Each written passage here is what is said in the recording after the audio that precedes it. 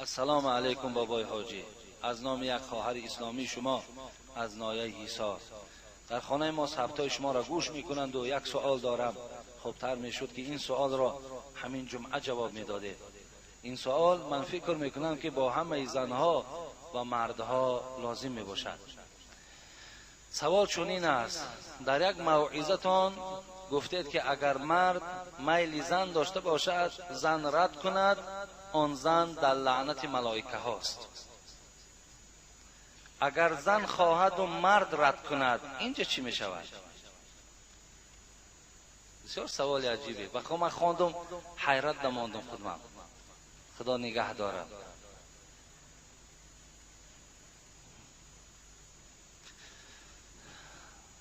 در حدیث های پیامبر آمده است که پیامبرمان گفتند که اگر مرد خواهش همخوابه شدن با زن داشته باشد، خواهشی همخوابه شدن با زن داشته باشد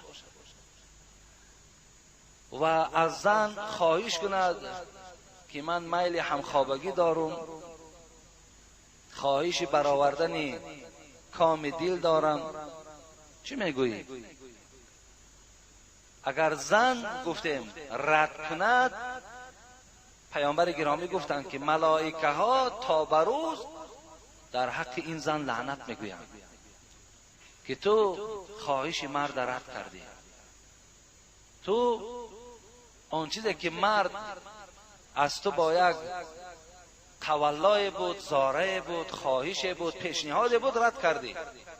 به خاطر این تو تا روز تا صبح در لعنت ملائکه های خدا هستی.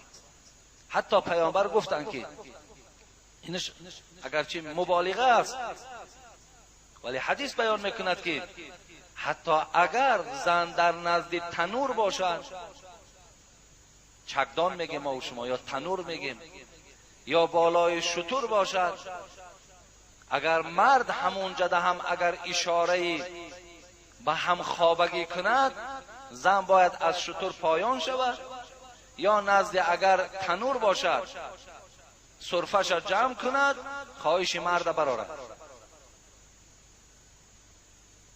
سخن پیامبر است. من قبلا گفتم در وقت من درباره احترام مرد این صحبت داشتم و این حدیث در همون احترام مرد آورده بودم. چند برادرها گفتند همین ها را گفتند در کسیت ها ضبط می شود. چی در کار؟ چرا در کار نیست؟ شریعت چیزی ندارد که وای ما به گوش مردم نرسانیم. این سخن پیامبر است. اگر سخن پیامبر نمیشد من به شما نمیگفتم. هر سخن پیامبر حکمت دارد برادر عزیز. حالا ببین این خواهر میگوید که این سوالی که این داد، میگوید برای بسیاری از مردها و زنها هم این سوال من لازمه. درست میگوید. من چندین مکتوب ها قسم به عزت پروردگار که چندین مکتوب ها را که من بسیاری از اونها را شرح میکنم در بین شما خانم، آمده است که حتی که همخوابگی ما بین زن حلالیمان مبلغ معین دارد، تا همون را اگر ما پرداخت نکنم همخوابه نمیشه. ما این حکمت داره این سخنهای پیامبر. حتی شرطنامه ها میمانند که من خانه پدرم میرم 2 روز یا 3 روز میستم، بعد میام مرحمت کام دل تا میبرارم. همین شرط راضی، هر راضی. اشاره رفتن بچه از خدا میترسه. اگر رنگ اون شخصانی که از خدا نترسه باید کجا میره؟ بعدا مثل او زنه که نو از همین حصار نزد من آمد، حتی لبهاش دریدگی است، یگان سفیدی در بدنش نمانده است، آنچنان او را لطکوب کرده است. اگر در این خیل شوهر زند بعدا دیگه حتی به زبانش نه به چشمش اشاره کنه تیاره. این به خاطر آن است که مردک خوبه. مردک از روی اسلام، از روی گفته‌های خدا عمل که میکند، زن از همین سادگی و از همین خوبی مرد استفاده میبرد. من گفتن لازم نیست، در کار نیست. چرا در کار نیست؟ اسلام چیزی ندارد که در کار نباشد. برای همین حتی مبلغ‌های معین، حتی بازار رفتن شرط، میلش هم خوابه میشه لیکن سحر بازار میره. اون جوان چی گفت؟ اون جوان نزد ما آمد بود به مکتوب، گفت داملا من جوانو، گفت من نو عروس آوردم، من خواهشم هست قسم به نام خدا خود من دیگه داشته نمیتونم، مجبور میشم زنا کنم. من زنا نکردم، ولی راهاشو برای او فهموندیم. برای این خواهر ما گفته است اگر زن وقتی رد میکند خواهش مرد، خب جوابش تیار تا سحر در لعنت ملائکه ها قرار دارد. ولی وقتی اگر زن از مرد خواهد میگد ولی مرد رد کند چی؟ اینجا در خواهر عزیز مرد در لعنت ملائکه ها قرار نمیگیرد. شما یکی همچنان در گمان تا نگذارد که پایمال کردن حق زن باشد. نه، این حدیث به خاطر بزرگی و فضل و بلند بودن مقام شوهر است. این حدیث اینه دلالت میکند.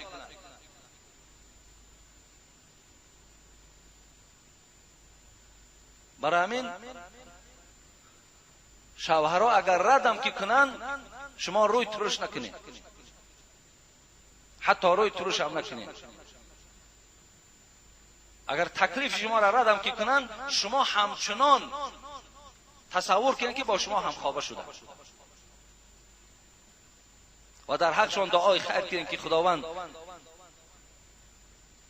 خوشی تو را و قابلیتی تو را و قوتی تو را زیاد کنه. شما هم تا در حقش دعای خیر کنید.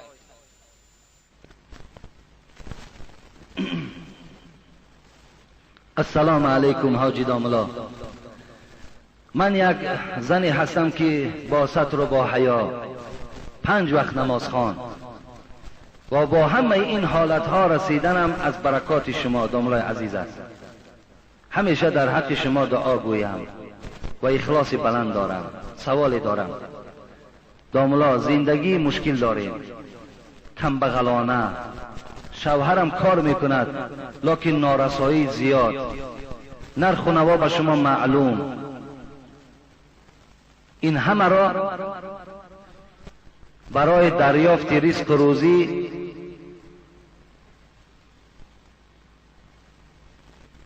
شوهرم را برای دریافت رزق روزی سختگیری میکنم. آیا گناهکار میشوم؟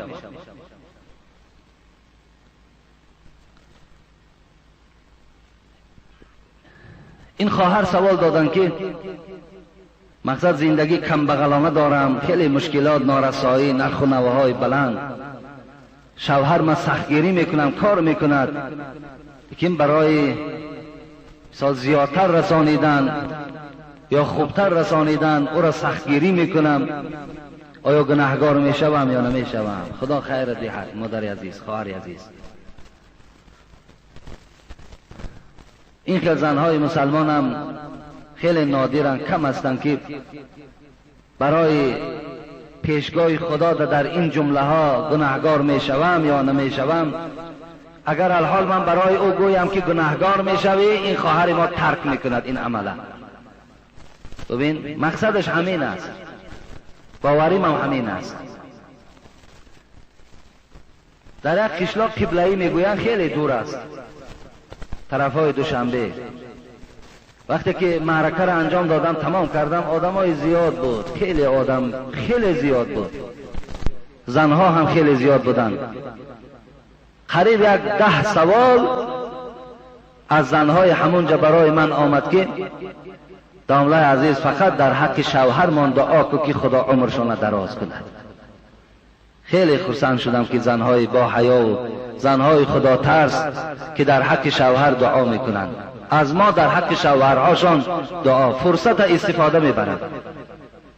این خواهرم از جمله اونهایی هست که اگر گویم گناهکار هستی ترک میسازد، دیگر شوهرش سختگیری نمیکنه. لیکن خواهر عزیز بگذار شوهرها کار کنند. کار کردن اینم فرمایش خدا و پیغمبر است. خدا در قرآن همین روز جمعه که شما حضور دارین سوره دارین به نام جمعه فاذا قضیت الصلاة فانتشروا فی الارض وابتغوا من فضل الله صدق الله العظیم. خدا میگوید نماز که تمام کردید بالای زمین در پریشان شوید از جانب پروردگارتان رزق حلال طلب کنید. این آیت قرآن دلالت بر این دارد که شما از پی کار و بارتان شوید، کار کنید. زیرا که حضرت سعدی هم خدا رحمتش کند میگوید در قبضه سعی هست کلید در روزی، شیر از کشیش طفل به پیستان بدر آید. البته سعی کوشش این کلید رزق روزی هست. آیا نمیبینی که میگوید طفل که قوه کاری نیست تا اگر پیستان اگر همو دم نکشد شیر نمی آید و هم کار میکند. به این خاطر کار کنیم، بیکار نگردیم. از بیکار همه بیزار، از بیکار خدا هم بیزار. بیکاری شما را برای نادرست میبرد. کار کنید، مهنت کنید، هیچ وقت از کار خفا نیستید، تنبلی نکنید. تیاره خوردن برای خود هیچ وقت اختیار نکنید. کاری کنید که در یک کسب مشغول باشید. طلب کسب هم این فرض است. انشاءالله خدا شما را که کار کردین، اگر مبلغ 10 سوم کار کردین، کار که میکنید خدا در همو برکت میدهد. کار کنید. لیکن خواهر عزیز آن که این مرد درآمد کم دارد، ریسک روزی فراوان آوردن نمیتواند، به این خاطر اگر شما وی سختگیری کنین، شما در پیشگاه خدا البته نادرست رفتار میکنین، در پیشگاه خدا گناهگار هستید. زیرا ریسک ازلی هست. چیزی که خدا خواسته باشد همون برای بندش نصیب میگرداند. او شجاع کرمانی را خدا رحمت کند یادم آمد کیسش. یک دختر داشت میگوید به بلاغت رسید، میگوید محله به محله میگشت، مسجد به مسجد میگشت که تا که یک شوهر یابد برای دخترش. ولی امروز ما اگر شوهر کابیم، مردم ما آنقدر بدگمان شدن که میگوید دخترش یگان عیب دارد. بدگمانی است. حالان که خداوند در قرآن ما را از گمانی بد اجتناب ورزه، دور ایستید تاکید میکند. امروز باید این وظیفه هست که میبینیم یک آدم خوب یافتیم، دخترها منو پیشنهادش میکنیم، قبول داری یا نداری؟ حضرت عمر رضی الله عنه حفصه دخترش اول در ابوبکر پیشنهاد کرده بود. ببین اول در ابوبکر خیرات کرد، گفت دختری من حفصه را در نکاحت نمیدراری. ابوبکر گفت یک فکر کنم. خیلی عمر میگوید غضب آلود شد که من دختر ما در ابوبکر پیشنهاد میکنم، او برای خود مهلت میگیرد. او نمیدانست که در اینجا چی سیر است. حضرت عمر از سیر درک نداشت. اینجا عجیب سیر خوبه بود. پیشنهاد کرد به عثمان. عثمان گفت حفصه دختری مرا نمیگیری؟ گفت نه نمیگیرم. گفت حضرت عمر باز غضبش بلند شد. لیکن روز از روزها حبیب خدا دروازه عمر تک تک کردند. وارد خانه شدند، گفتند ما خواستگار برای دختری تو آمدیم، ما دختری تو را میخواهیم در نکاح همان دراریم. این سخن پیغمبر در پیش ابوبکر و عثمان که گفته بود، این سخن ابوبکر و عثمان پنهان نگه داشته بودند. بعدا ابوبکر و عثمان آمدند گفتند، بعد آنی که حفصه را دختری حضرت عمر رسول اکرم که گرفت، گفت عمر من میدانستم که آن زمان تو بسیار بالای ما غضب گرفته بودی، لیکن این سخن پیغمبر خدا بود که من حفصه را در نکاح خودم میدرارم. ببین مقصد حضرت عمر دخترش پیشنهاد بنده های خدا میکرد. اگر امروز شما هم دخترای خودتان دیده و دانسته، این حدیث پیغمبر است، در یگان آدم اوباش اگر در نکاح درارید، شما در حق فرزندتان ظلم کردید. ظلم کردید، مهنت کردید. برادر عزیز 17-18 سال از دست درنده های به معنی او را تو محافظت کردی.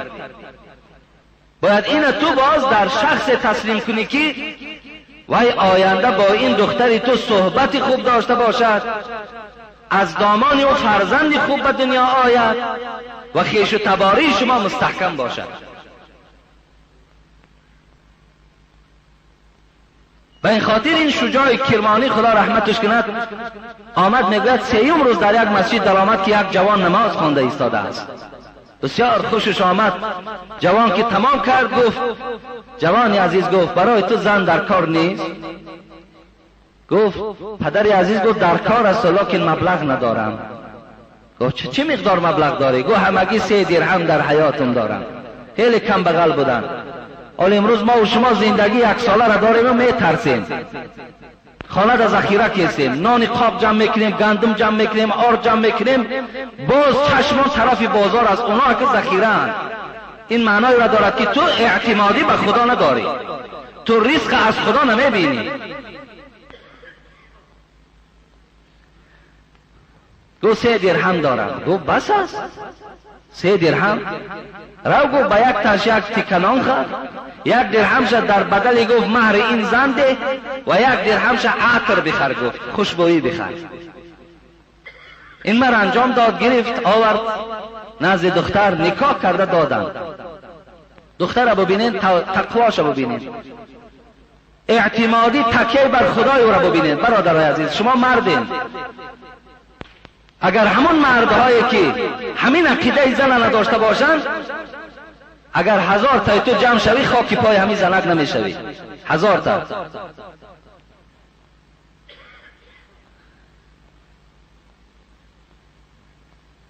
این زن وقتی که خانه شوهر آمد میگه در اتاق خانه یک تکنان دید. گفت جوانی عزیز این نام بهر چیست؟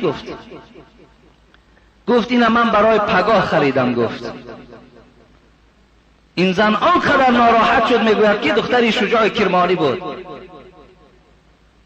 گفت یک جای با تو میخواهم خانه پدرم رو ببین. میلش گفت. آمدن خانه پدر. گفت پدر جان، گفت من 20 سال در خانه تو آب نان خوردم، عبادت خدا میکردم، من بار در خانه تو ندیدم که خوراک پگاه را امروز تو جمع کرده باشی. چرا این شوهری که برای من دادی اعتمادی به خدا ندارد، رزق فردا را امروز پیدا میکند؟ برای چی؟ گفت این سوال ببینید. چه عقیده های تازه داشتن، چه خدا ترس بودن.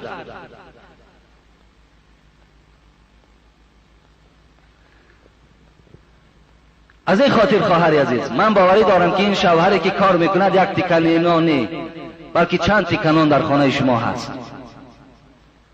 مبلغی هست که انشاءالله تو 1 روز نه 10 روز زندگی کرده میتونی. برای همین طاقت کنید، صبر کنید، قناعت کنید، خدا برای شما انشاءالله هر چی خواهد نصیب میگرداند.